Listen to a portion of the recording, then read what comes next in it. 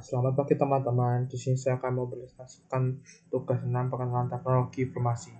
Perkenalkan, nama saya Yohanes Kurniawan, NIM 56 2021 002, Prodi D3 Teknik Informatika. Topik yang akan saya bahas dalam kali ini yaitu yang pertama, Undang-Undang ITE di Indonesia dan negara lain. Yang kedua, Undang-Undang terkait komputasi dan telekomunikasi Indonesia dan dunia. Di sini teman-teman, apakah sudah mengetahui apa yang dimaksud dengan Undang-Undang ITE?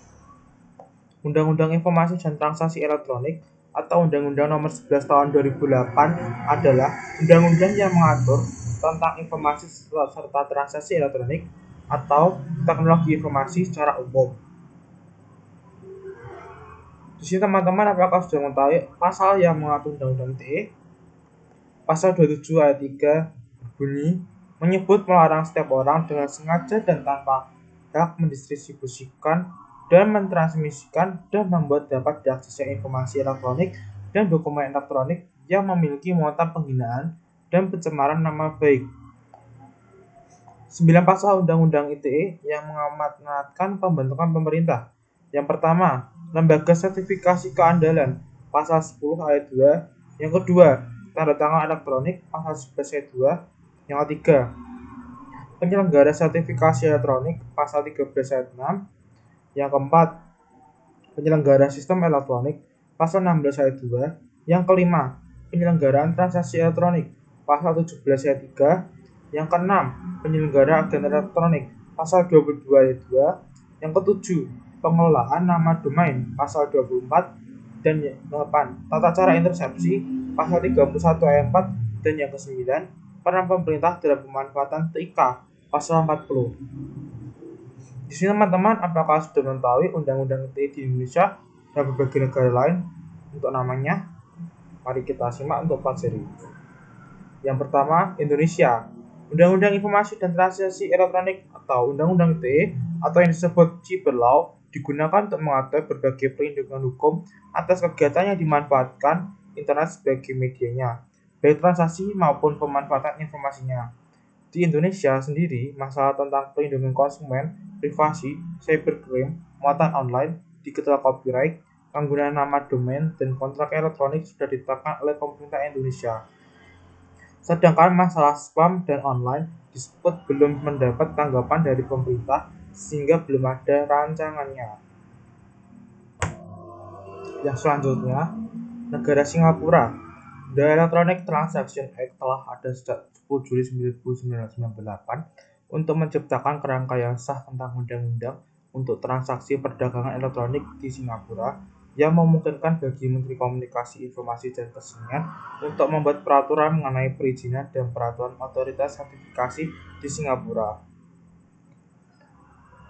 Di Singapura, masalah tentang privasi, cybercrime, spam, muatan online, copyright, kontrak elektronik sudah ditetapkan, sedangkan perlindungan konsumen dan penggunaan nama domain belum ada rancangannya. Tapi, online dispute resolution sudah terdapat rancangannya. Selanjutnya, Malaysia. Pada tahun 1997, Malaysia telah mengesahkan dan mengimplementasikan beberapa perundang-undangan yang mengatur berbagai aspek dalam cyber law, seperti Undang-Undang Kejahatan Komputer, Undang-Undang Tanda Tangan Digital, Undang-Undang Komunikasi dan Multimedia, juga perlindungan hak cipta dalam internet melalui amandemen Undang-Undang Hak Ciptanya. The Computer Crime Act itu sendiri mencangkup mengenai kejahatan yang dilakukan melalui komputer. Karena cybercrime yang dimaksud di negara Malaysia tidak hanya mencakup segala aspek kejahatan atau pelanggaran yang berhubungan dengan internet.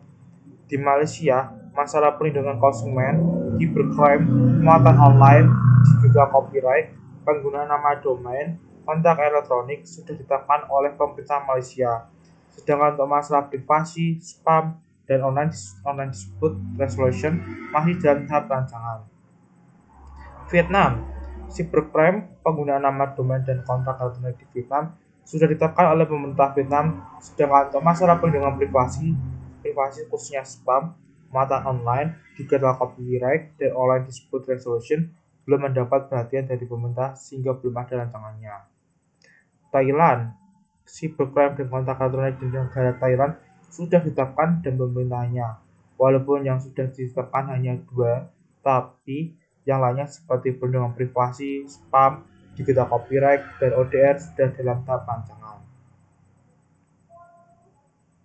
Secara garis besar, Undang-Undang ITE itu mengatur yang pertama, tanda tangan elektronik memiliki kekuatan hukum yang sama dengan tanda tangan konvensional. Yang kedua, alat bukti elektronik diakui lainnya yang diatur dalam KUHP. Yang ketiga, pengaturan nama domain dan kekayaan intelektual. Yang keempat, Undang-Undang ITE berlaku untuk setiap orang yang melakukan perbuatan hukum, baik yang berada di wilayah Indonesia maupun di luar Indonesia yang memiliki akibat hukum di Indonesia. Dan yang kelima, pembuatan yang dilarang. Yang dimaksud di sini adalah cybercrime, dijelaskan pada pasal 27 sampai 37. Di sini kita akan membahas undang-undang terkait komputasi dan telekomunikasi Indonesia dan dunia.